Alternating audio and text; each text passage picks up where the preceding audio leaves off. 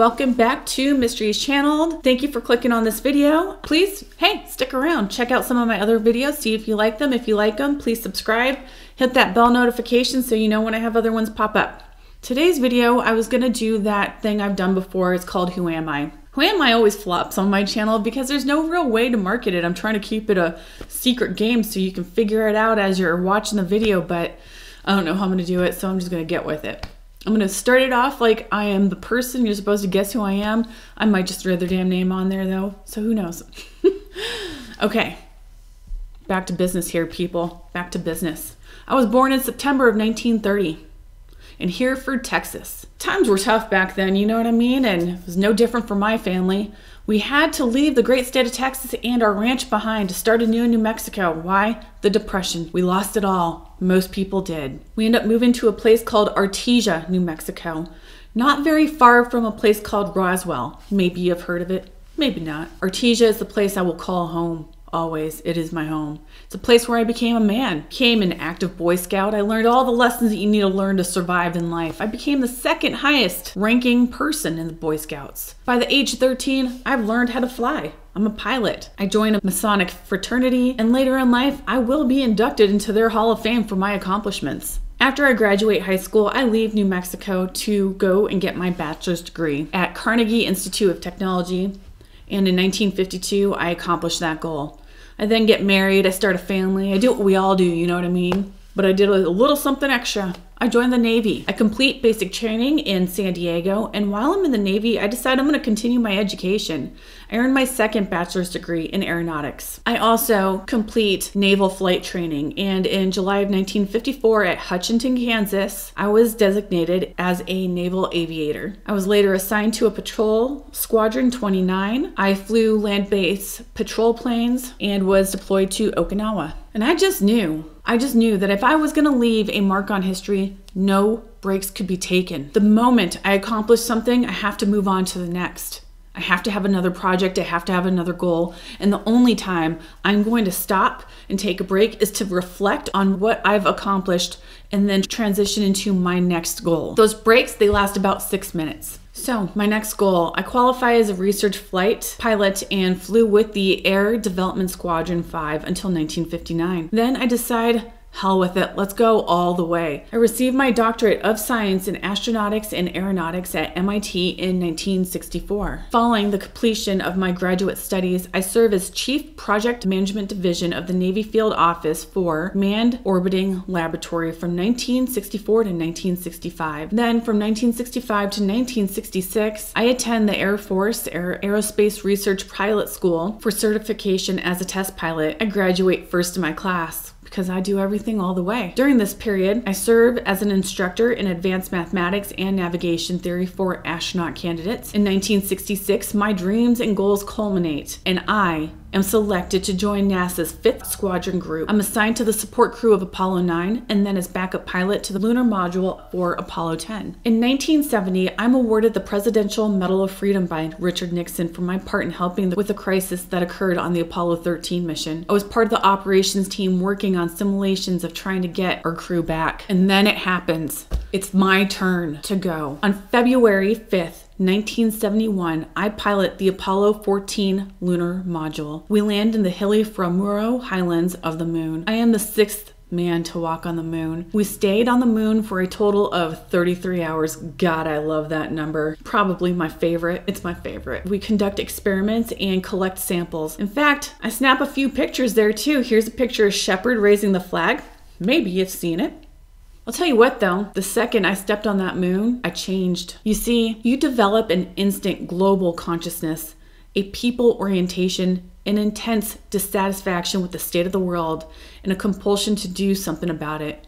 From out there on the moon, internal politics looks so petty. You want to grab a politician by the scruff of his neck, drag him 250,000 miles out and say, "Look at that, you son of a bitch. Look at that." I feel profoundly different after my first few steps up there. On the way back to Earth, I had a powerful experience. I knew now what I was going to focus on at this point. I became more and more interested in consciousness, yoga, paranormal phenomena, and ecological issues.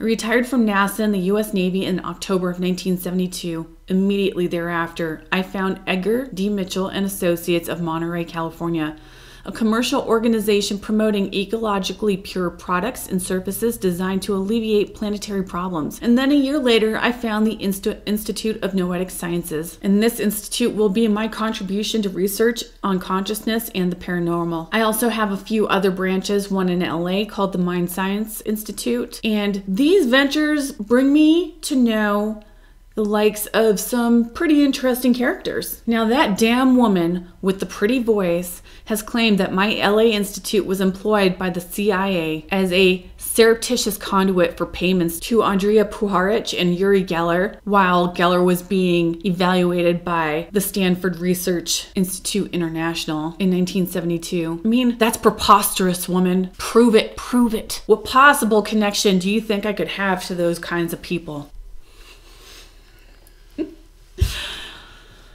In 1976, I attempt to secure additional funding for SRI's group on remote viewing research in a private meeting with Director of Central Intelligence, George H.W. Bush. Although Bush demurred, citing post-Watergate investigations of the intelligence community, he suggested the pursuit of military sponsorship, leading to the formation of the Stargate Project in 1978. That's right, people. You're welcome for all that fascinating reading on the CIA computer. My favorite is 727-101-604-908. Look it up. It's super interesting. In fact, I'll have it linked in the description box below. By the 90s, I started telling people close to me what I really think. By the 2000s, I started telling everybody what I really think. I go on talk shows. I tell the truth. I tell my truth. You want to hear some of it? Trust me. You do. In 2004, I told the St. Petersburg Times that a cabal of insiders in the U.S. government were studying recovered alien bodies and that this group has stopped briefing the U.S. presidents after John F. Kennedy. In fact, I asked, we all know that UFOs are real. The question is, where do they come from? Here's some other of my quotes. Earth has been visited by beings from other worlds a number of times, some of which I had insider knowledge of during my time at NASA. These events were covered up. I happen to be privileged enough to be in on the fact that we've been visited on this planet and the UFO phenomenon is real. I can confirm that Roswell occurred and was a cover-up. This fact was confirmed to me by the Joint Chiefs of Staff of the Intelligence Committee at the Pentagon. My own experience talking to people has made it clear that ETs had been attempting to keep us from going to war and help create peace on Earth. Now, at this point in time, I find it super interesting that NASA feels as though it needs to respond, because I never, ever called NASA out for anything. But they jump into the conversation and state, NASA does not track UFOs. NASA is not involved in any sort of cover-up about alien life on this planet or anywhere else in the universe. Dr. Mitchell is a great American. We do not share his opinions on this issue. Guess what? I know your number, NASA. And I also know that this is the government's way that they can state something with an agency that is still respected. Well, no shit, NASA. I never said you were the ones who covered it up. I never said that. I know what that agency does. I worked for you. I've worked for a couple of them, if you haven't noticed. I really just want to know, who asked you to jump into this conversation? Who asked you to respond? So, wouldn't you know, as I start making waves and telling my truth to people and trying to get people to have this conversation that needs to be had, shit drops on me like I'm Joe Dirt and I just found a meteorite. In 2011, the federal government files suit on me. For what, you ask? You see, I decided to sell a camera at auction in Florida. The camera was gifted to me upon completion of the Apollo 14 mission. It was the very camera I used on the moon. My camera for 40 years. And the government decides to get involved. We settle out of court because I'm no dummy and I know what I'm up against. I am forced to donate the camera to NASA so that they can put it in a museum, bastards. But guess what? Guess what happens just a few months later? Congress enacted H.R. 4148, confirming full ownership of artifacts to astronauts on the Apollo, Mercury, and Gemini missions. Too bad they waited just a couple of months to enact that. Because I'm out of damn camera now. Here is one more little piece of information I'll leave you. In 2016, when WikiLeaks dropped the Podesta emails, a few from me showed up. They were from my Vatican's contacts email, but we were working together on things. One is about zero-point energy, and I am trying to set up a meeting with the Vatican and who I think will next be placed into the White House. Turns out I was wrong. And the second email is also from that same contact. We're still working together on things, and this one is about the war in space. It's already started, but it's heating up. We should have written those emails out to the other campaign manager, but it looks like he got the memo. Space Force, have you heard of it? In 2016, I'm done. I'm a tired man. And on February, on the eve of the 45th anniversary of my moon landing, I closed my eyes for the last time. My name is Edgar Mitchell. All right, guys, tell me what you think. Have you heard of him? Did you know all that stuff about him? All right, you guys have yourselves a great day.